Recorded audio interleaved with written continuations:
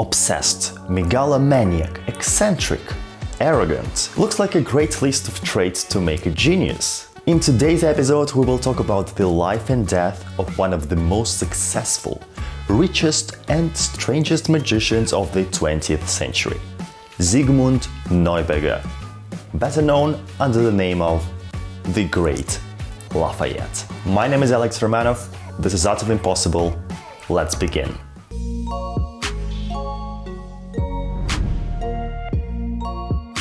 Zygmunt's road to success was without a doubt impressive.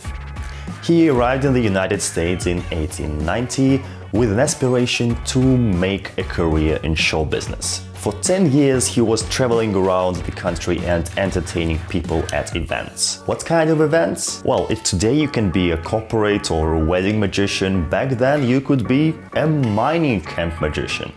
This was the booming industry in the United States and everybody needs entertainment. So he was offering entertainment in mining camps.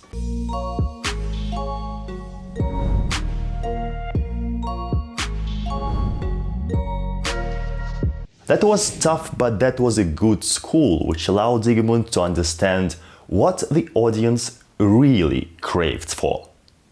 What was that? Make it spectacular. Yes, that's the thing, the show should be spectacular. It should have actors, music, scenery, costumes, animals, everything. It should transport the audience, those tired mining camp workers, into a universe of wonder and mystery. And in the center of this world, there should be me, Zygmunt Neuberger. You know what? This name is actually quite lame. And in the center of this universe, there should be me, the Great Lafayette. I need to bring the show to a whole other level. Oh, and I know a great example. I still remember how in 1902 I visited the coronation of the King Edward VII of England.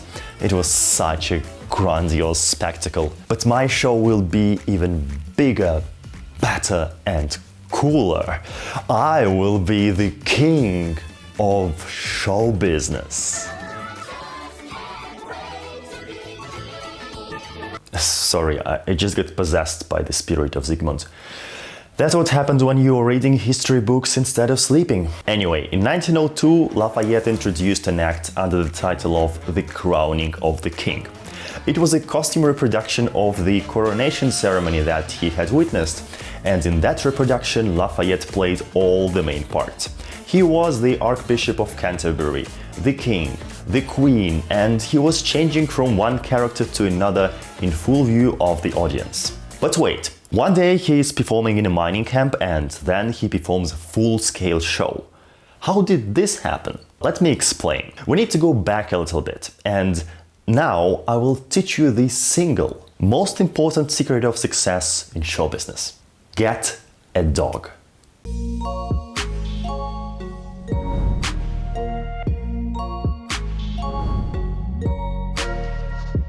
You see, Lafayette's road to fame began in 1899, when during one night, after playing a show in Nashville, he met with Harry Houdini, who was also on his way to success at the moment.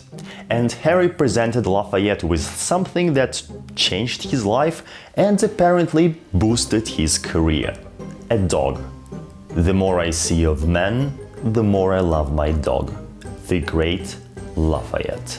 Beauty, that's the name of this lovely little creature, was a small mongrel dog. Zygmunt, who at that point changed his name to the Great Lafayette, wanted to have only the greatest things in life. So he had managed to get official papers that confirmed that his dog was in fact a rare breed of Royal Gleckhunts, a breed that doesn't even exist. A big sign in his house that visitors saw when they entered said, "You may drink my wine, you may eat my food, you may command my servants, but you must respect my dog." Some people say I am obsessed with my dog. Well, am I? I don't think so. Yes, she has a separate room in my house. Yes, she eats her meals from a gold plate served by my servant in white gloves. Yes, I book a separate hotel room for her when I travel and I spend at least £20 a week on food. and toiletries for beauty. I know that a working man earns this amount of money in 10 weeks, but I can afford it. I'm rich, so why shouldn't I? Sorry, the spirit again. But you got an idea. It seems fair to assume that Lafayette believed that his career took an upward turn after beauty came into his life. So it was more than just a dog for him. It was his best friend, a symbol of his success, the central point of his life. He once even told a friend that without her, his life would lose its meaning. I should not be able to carry on, he said. Without beauty, I should die. And, well, it became a self-fulfilling prophecy. But before we get to the tragic part of the story, let's talk about his show. Lafayette set the standard for what a real show should look like. Every theater manager knew that booking him is a guaranteed sold-out. In this pre-cinema era, his show was the action movie, the blockbuster, the Cirque du Soleil kind of spectacle. He didn't care much about tricks and methods, he only cared about creating a stunning visual experience. He would enter the stage and produce 6 pigeons. Then he would produce a goat. And then just do the usual basic magic stuff, making people disappear, reincarnating a dog, bringing statues to life, producing giant balls of water, and changing costumes in split seconds. Of course, his dog Beauty played an important part in his show. In one act, Lafayette drew a picture of a dog on a blackboard, covered it for a moment, and when the cover was removed, there was a real dog in place of the picture. Another example is his short sketch Dr. Kremser, Vivisectionist, which reminds more of David Lynch films than a magic show, to be honest.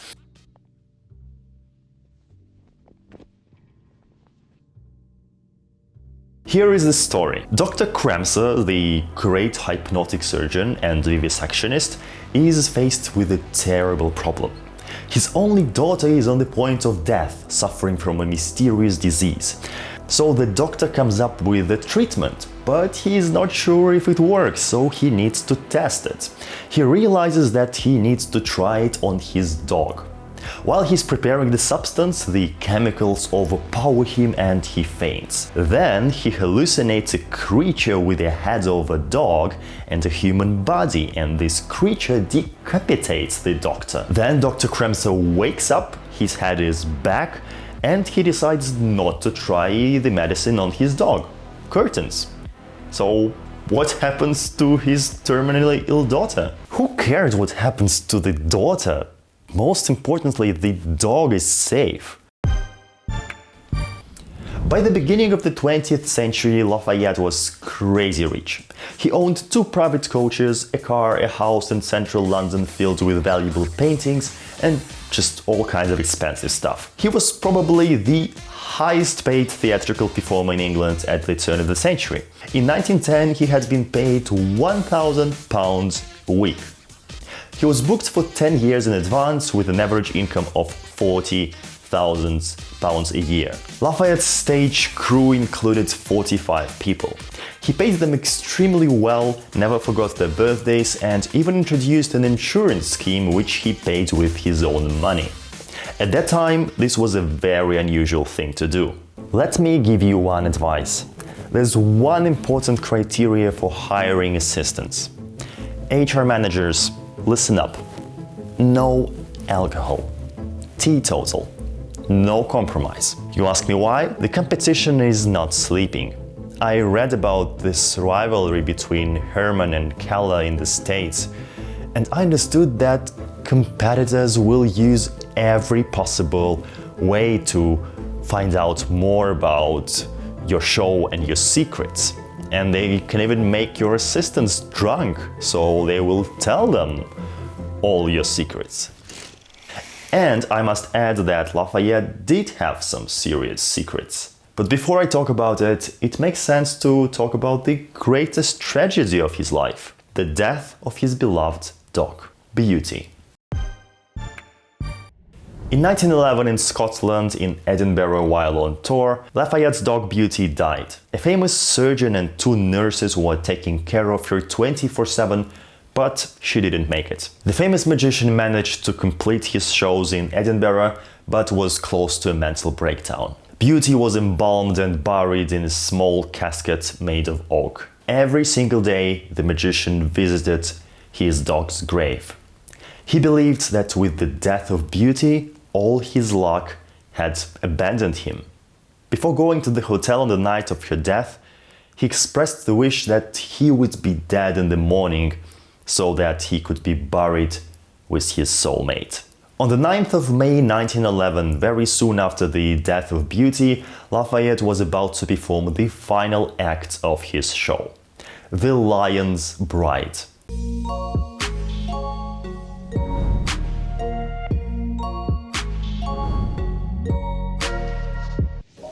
In the year 1900, a real lion was used in the magic show for the first time.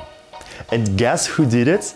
Guess who? I did! The Great Lafayette, because pigeons and goats are not spectacular enough. It is a 25-minute sketch called The Lion's Bride. Hear it how it goes. So there is a local Oriental ruler, let's just call him the king, and his servants bring him a Christian girl, the sole survivor of a shipwreck. So the king offers her a choice, either to marry him or to be eaten alive by a lion. And the lion is right there on stage in a big cage roaring. So that the girl decides that death is better than being his wife. So the king leaves, and then comes the Great Lafayette, who is also the girl's lover, of course, only on stage. So I come on stage and I hide my girlfriend and I put her clothes on.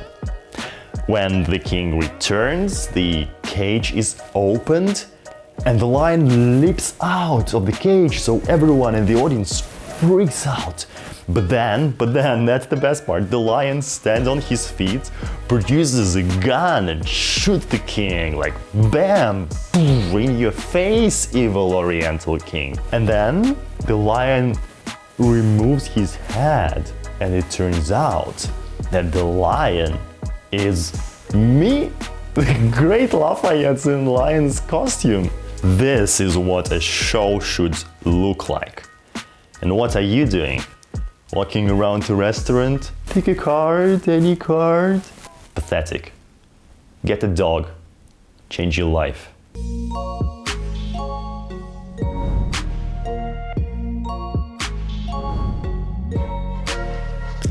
The house was, of course, as always, full, and people were sitting there eagerly expecting to see this final piece of the famous magic show. Suddenly, a Chinese lantern, which was part of the stage scenery, caught fire. It fell on stage, and the fire started.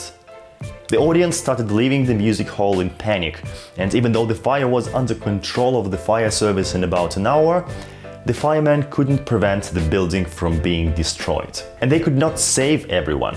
Some people from the Lafayette's team did not manage to escape. Lafayette was one of them. His body was removed from the wreckage at 5 o'clock in the morning. He was recognized by his shoes and the sword that he used in his act. Yeah, I could have escaped, but I tried to rescue my horse. Yes, there also was a horse in my show. How do you imagine a magic show without a horse? One person from Lafayette's company was still missing 2 days later. A young man named Charles Richards, a trumpeter in an orchestra. They found his body 2 days later, only to realize that they had already found him. It turned out that the body that had been previously identified as that of Lafayette was not, in fact, Lafayette's. It was Charles Richards' body. Richard was a trumpeter, as the official paper said, but in reality he was not, and this was Lafayette's big secret. In reality, he was the magician's stage double, who would dress exactly like Lafayette, and this allowed him to perform incredible transformations and unbelievable teleportations. This is why Richard was wearing the same shoes, and this is why his body was confused for the body of the Great Lafayette.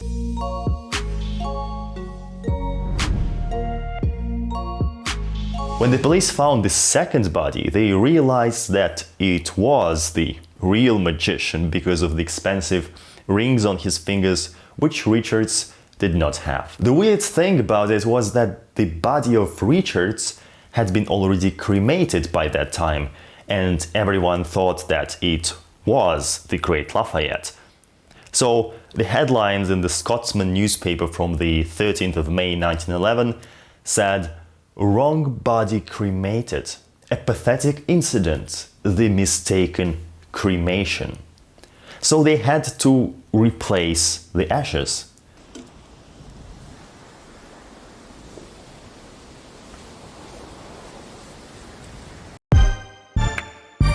Before his death, Lafayette had ordered that his remains should be placed in the grave with his dog. So this casket with the ashes was put between the paws of the embalmed beauty.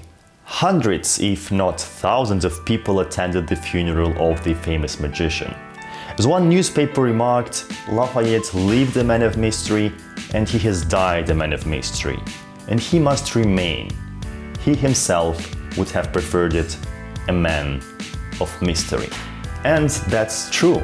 Seems like Lafayette managed to fool everyone one last time, even after his death. Harry Houdini, who was his good friend, sent a tribute.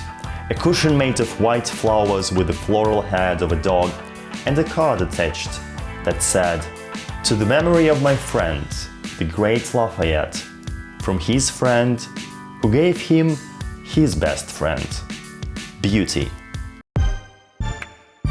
There are many strange characters in the history of magic, and this is one reason why I find it so exciting.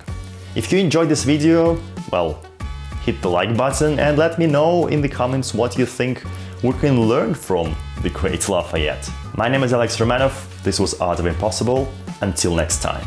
And don't forget to subscribe if you haven't done that already.